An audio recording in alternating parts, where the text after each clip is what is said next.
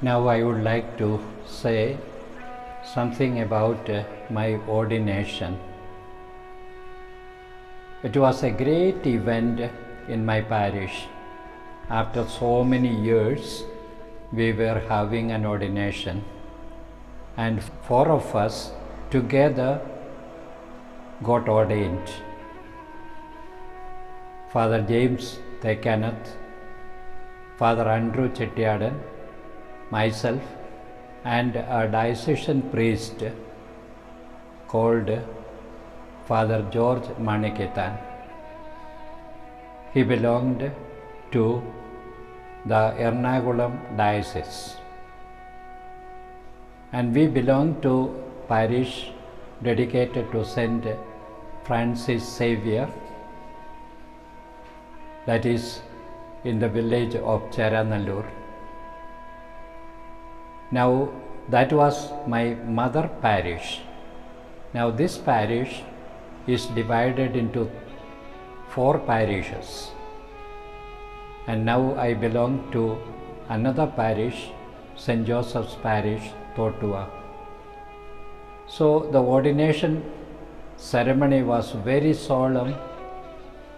Bishop Sebastian Mangurikari, the auxiliary bishop of Ernakulam diocese, came to ordain us on 19th December 1973, and on the same day 6 of us got ordained belonging to our congregation.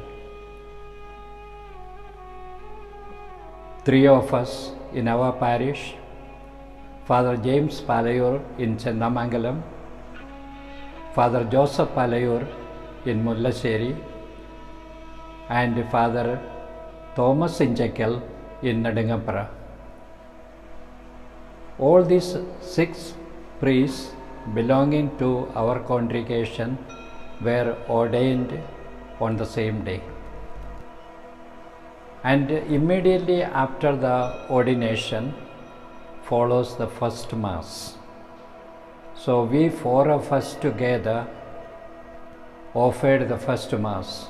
After the Mass, there was felicitation program and fellowship meal, and everything went on well, and we are happy that we got ordained and we became priests according to the order of Melchizedek.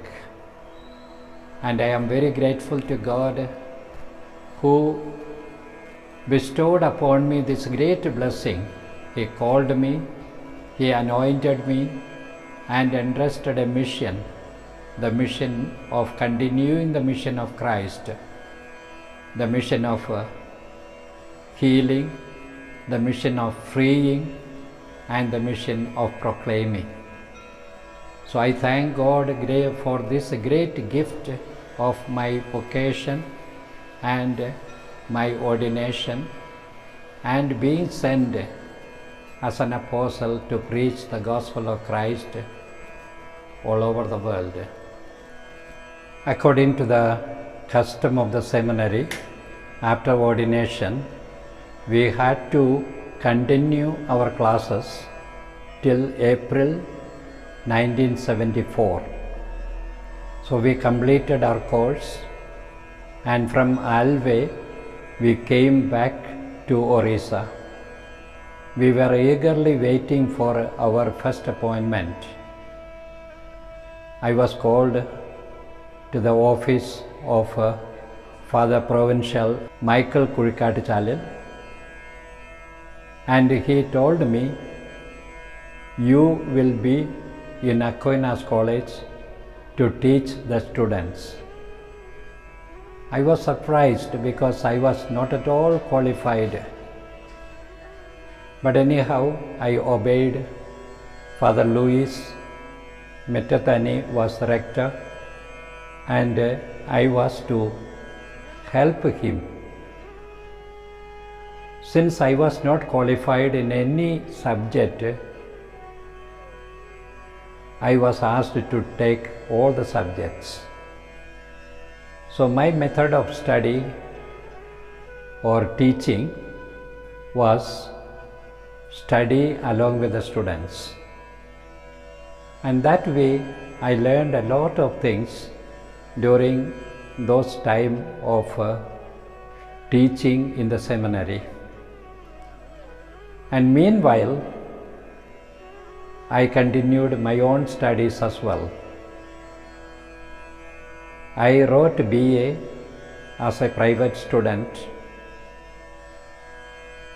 and after completing the BA along with the teaching in the seminary, I also attended the university as a regular student. After taking class in Aquinas College, I used to take the bike, go to the university, which is not very far, and attend the classes there. We had wonderful teachers in the university, famous teachers of Orissa, and it was a great experience for me to be student of great teachers like them. And I completed MA in English literature, and after that I continued to teach for some time more. In 1979, I was asked by my provincial to take up the cathedral parish as the parish priest. And so I went to Berhampur Cathedral Church, and the bishop also was staying in a classroom there, and I remained in one of the rooms left over by the burning of the church. And so I remained there and I looked after the parish. It was a challenging job because it was a light community, a floating population, and I had to serve the community. For 2.5 years I served as the parish priest of that cathedral parish. It is dedicated to Queen of the Missions, and that time also it was a shrine for all of Orissa. So during the November 27 feast of the Queen of the Missions, thousands of people used to gather, and we had to search accommodation for them and also arrange everything for a grand procession with Our Lady's statue. One year I remember I made a mistake. Instead of a statue, the sisters proposed, let us make a girl stand as Our Lady and take out the procession. Foolishly, I listened to that sister and arranged accordingly. Some people protested from the very beginning. This is not the right thing to do. But the procession went on. The Hindus all along the way used to kneel down, light candle, and some of them shouted, "This girl we know." And that way we felt very bad. That year, the procession, of course, afterwards I learned a lesson never to repeat that mistake once again. So like that I completed almost 3 years in Queen of the Missions, Berhampur. And at that time Bishop also was staying there, and his secretary, the procurator, all of us lived together and served the community together. After almost completing 3 years, I was at the same time also serving as the diocesan youth animator. I conducted camps in different places in Gopalpur, in Mohana, Surada, Aligonda, Bodapoda, different places we conducted youth camps, and especially in the schools we had YCS, YSM, and that also was very active. Then I thought, we are serving the youth of the towns and cities. What about the youth scattered in the remote villages? I should do something for them. So I asked my superior's permission to take leave and go to remote villages. Reluctantly, my superior allowed me.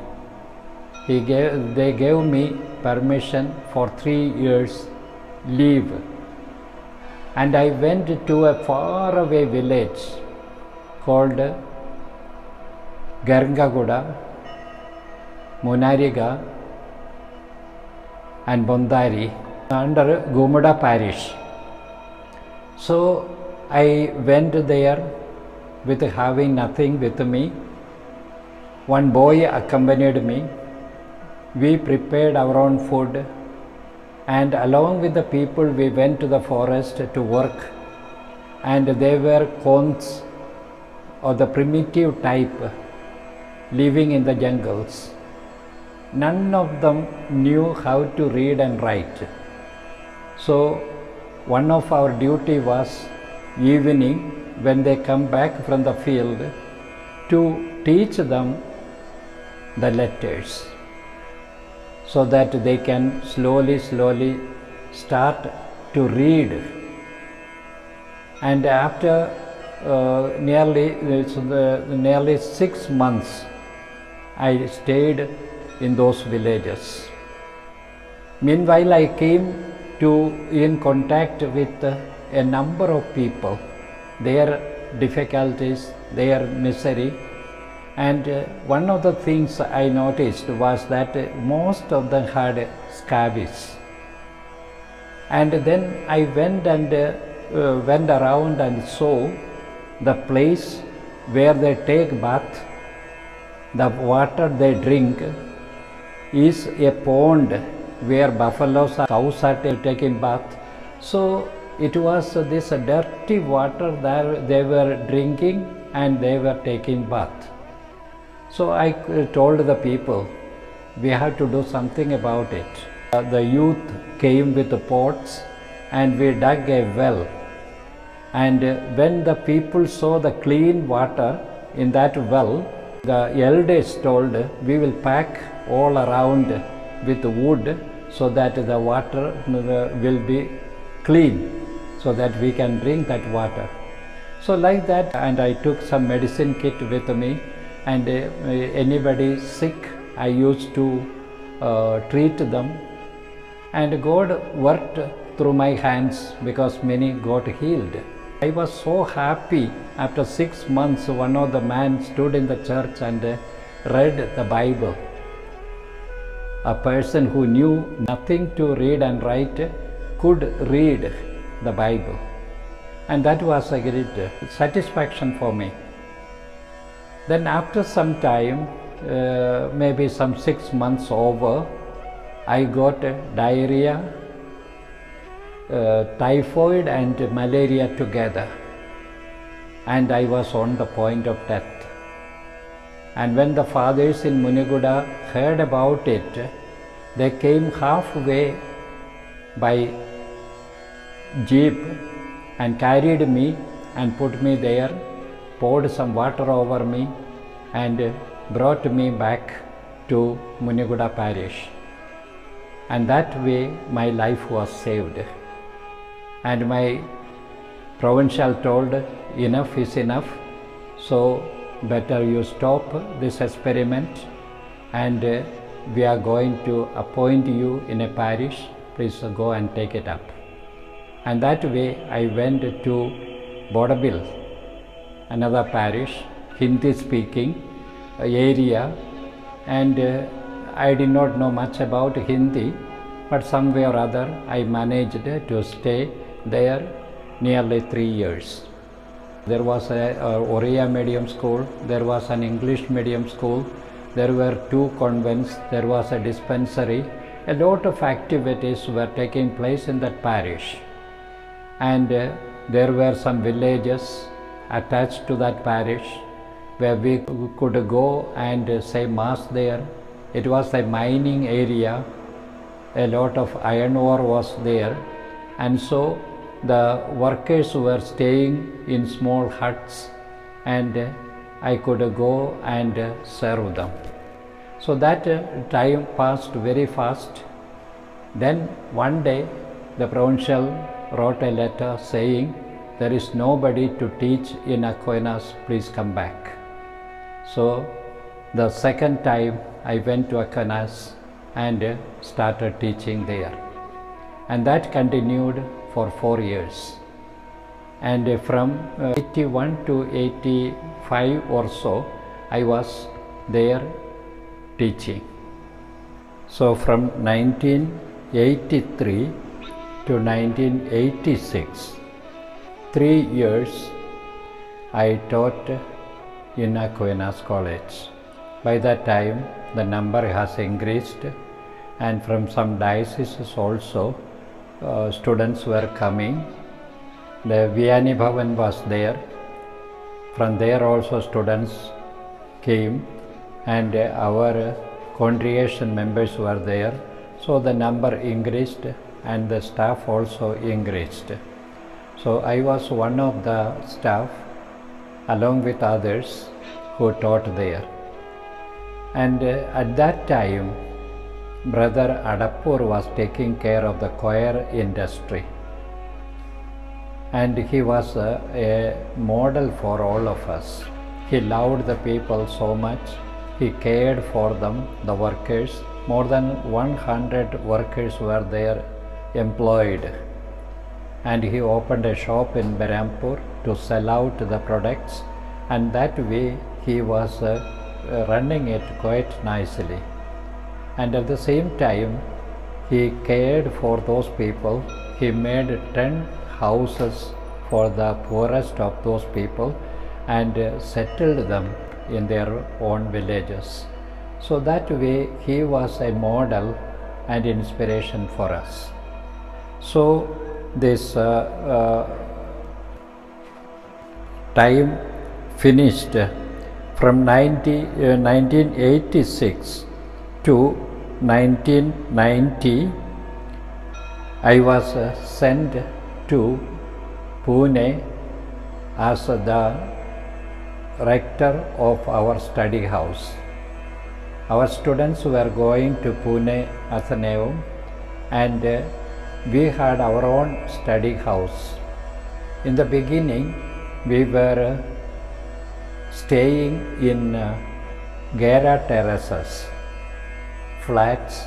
We had 4 flats, and in those 4 flats our students were staying, and we were managing. From there the students were going to the seminary by cycle, and so CM, they used to say cycle missionaries. So that way our students went. At that time we were searching for a plot of land somewhere close by, and the Jesuits were giving out their land. They had vast land there, and when the previous rector was there, they were offering 1 lakh for 1 acre. But by the time I approached, they said we had a meeting, we changed the rate, now 5 lakhs you have to give for 1 acre. And it was then the CMI rector, he was a close friend of mine, he told, I will give you for 4 lakhs. So first we decided to take half an acre and then it was without any shape, and so we extended it and made it 81 cents. So that way, that is just facing the main road, and that was also within the campus, seminary campus. So for the students to go to the seminary and to go to the town, it became very convenient. So we sold the Gera terraces for 16 lakhs, and with that money we built a new seminary within that campus, and our students were shifted there. And by that time the seminarians who were settled there, the superiors asked me to go to Paris for a Vincentian month, and it was the second batch that we went. I went to Paris along with Father Kochitara from Baripada Seminary. Two of us, we went to France for a Vincentian month.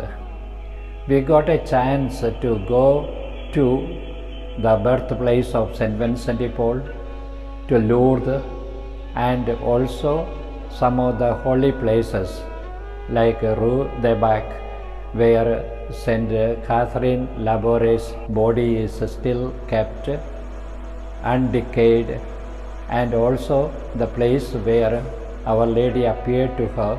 All these holy places we could visit, and then also I took an opportunity to go to Rome and visit the holy places there. So that was a great opportunity for me, and so I went and made use of that occasion to visit some of the places abroad. Then I came back. When I came back, I was asked to come back to Aquinas the third time, and this time as the rector of the seminary. So I came there and became the rector of this seminary, and I tried my best to do whatever I could.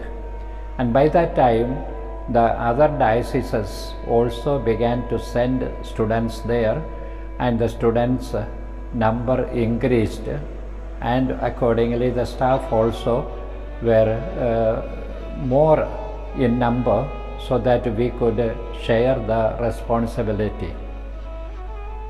After 1 year, I got a scholarship to go to Manila EAPI, that is East Asian Pastoral Center, to do a research.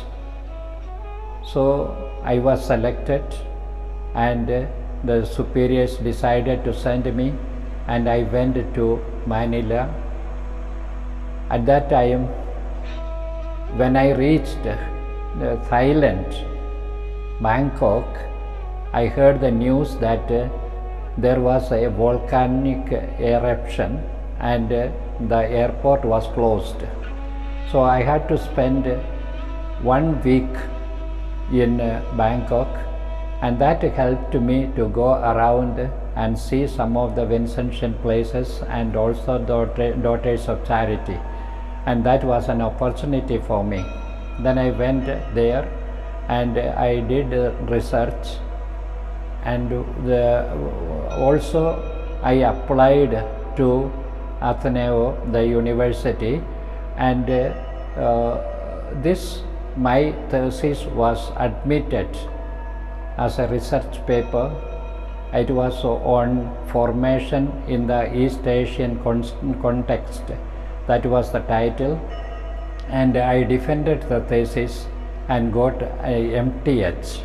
1 full year I remained, and I came back to India. As soon as I reached back, I went to Gunapur to assist the fathers there, because immediately they could not find a place for me. So I was asked to go to Gunapur, and I remained nearly 6 months there.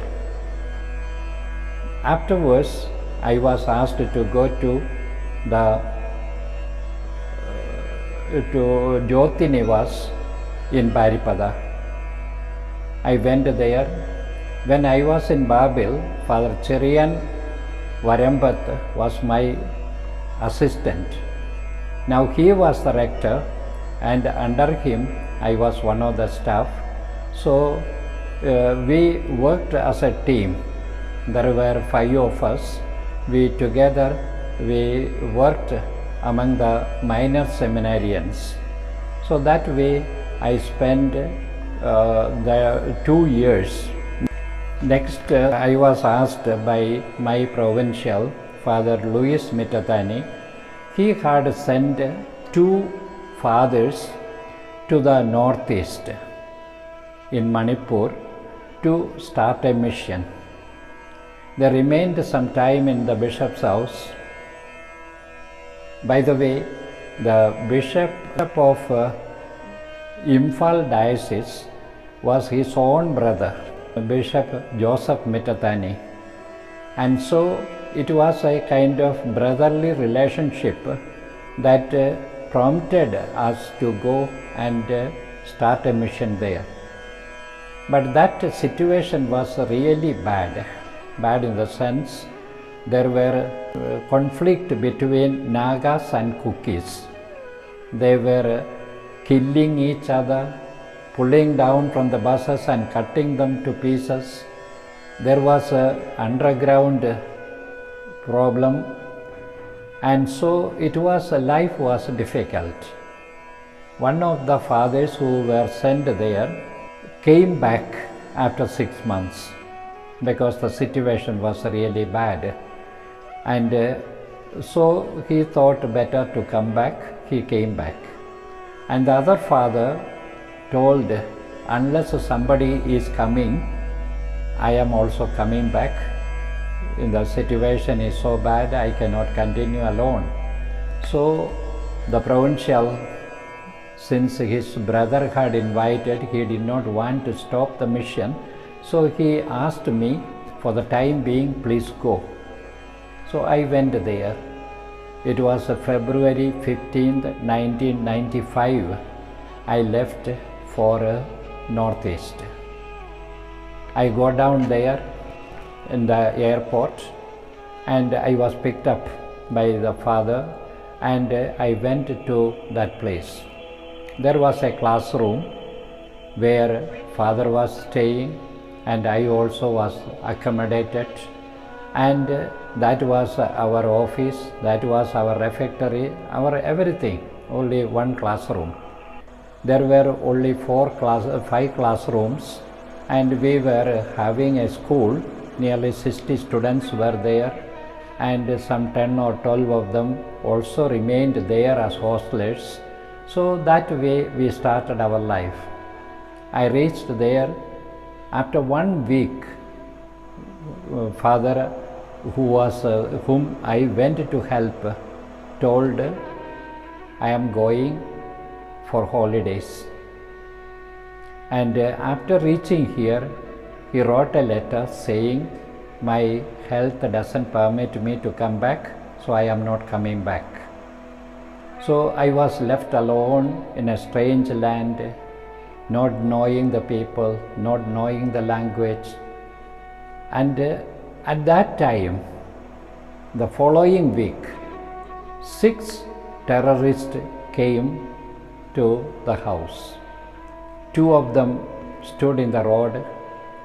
2 of them stood outside the house, and 2 entered and knocked at the door. Without knowing anything, I opened the door. Then 2 of the terrorists entered the room and commanded me, sit down. Then they put a revolver on my neck and told, did you get our letter? I told, I did not get any letter. Then they told, doesn't matter, give 20,000 rupees or you die. The choice is yours.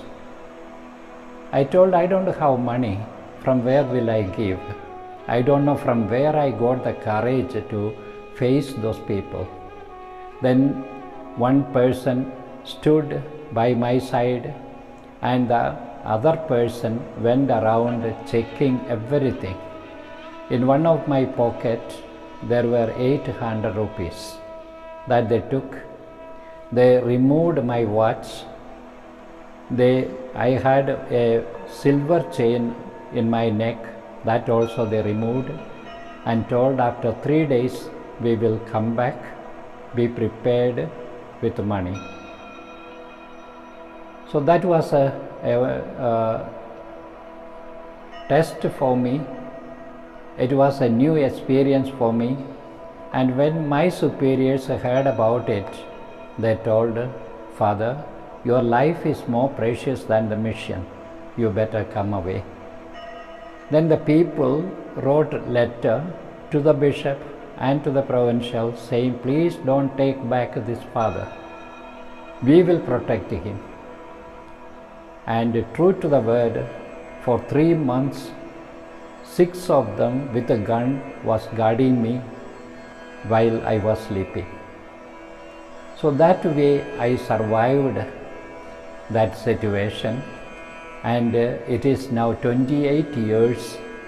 For the time being I was asked to go there till another person is sent, and I continued, even now I continue after 28 years.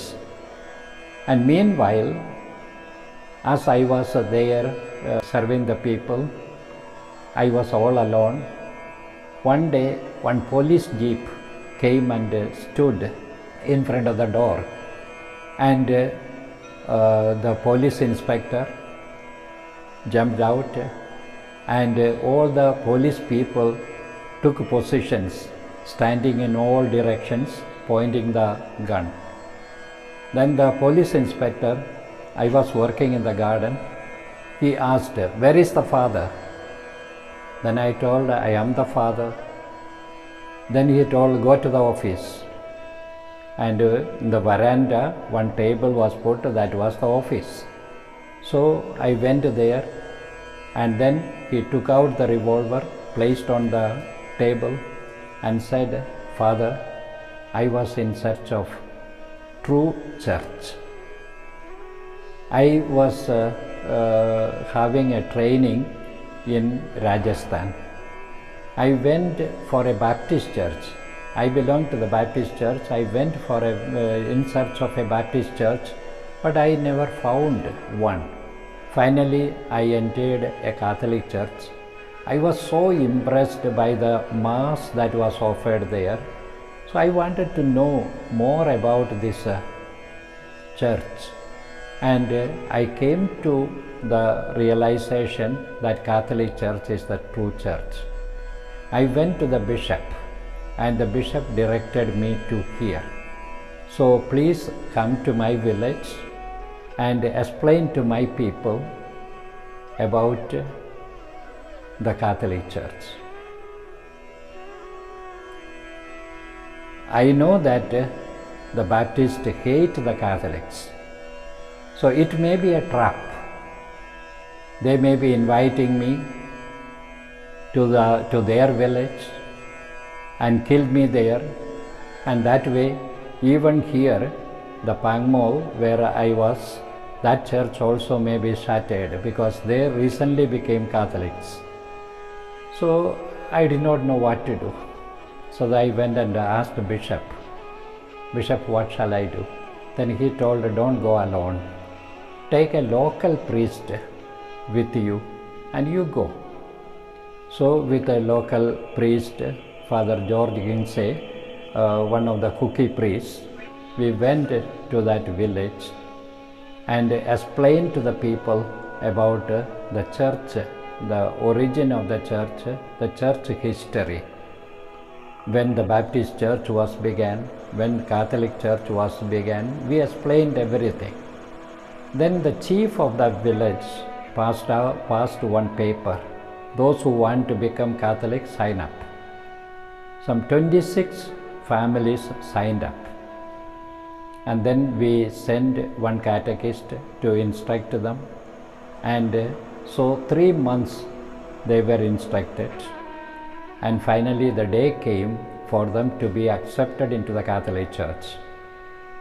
Early morning, myself with the 2 sisters went there to make the immediate preparation. Bishop was supposed to come and say the Mass there and receive them into the Catholic Church. When I reached there, I find complete silence. The church is locked, nobody is around, only one man is there, one boy is cutting bamboo. So I was wondering what is happening. I went and asked the chief. The bishop is supposed to come at 10 o'clock, nothing is ready. Then he told, Father, sit here, sit down here, everything will be ready. I did not know. There was a 2 group, and the Baptist, they had locked the church and took the key. And they were, so no, that was, that way there was a lot of confusion. Meanwhile, the leader of the underground group was there. And then he called me and called the people and told, now the bishop is coming, let it go as usual, peacefully. Let us conduct the service, and afterwards we shall have a meeting and settle everything. So they agreed, and that way the bishop was received, and we had the first Mass there, and that later on in a meeting everything was settled and we continued. So that is the second church we started, that is Molcon. Now afterwards it was a Baptist church that is changed into the board, Molcon Baptist Church changed into Molcon Catholic Church. More people joined, and we have got nearly 62 Catholic families there, and it is a stronghold of the Catholic Church. So that is the way how God arranged things to happen, and that way we continued our journey forward. And within this 28 years, one after another, we have started 11 parishes and 1 seminary. And now the church is proceeding further, and after this second church, Villong, a third church was, that is among the Nagas. Then we went to Dimapur, started a seminary there. While in that same year, we started in Arunachal and also in Mizoram. And that way we expanded our CM Vincentian presence in the Northeast, and slowly now we are well established. Now nearly 25 priests are working there. We have got 11 parishes and also a seminary.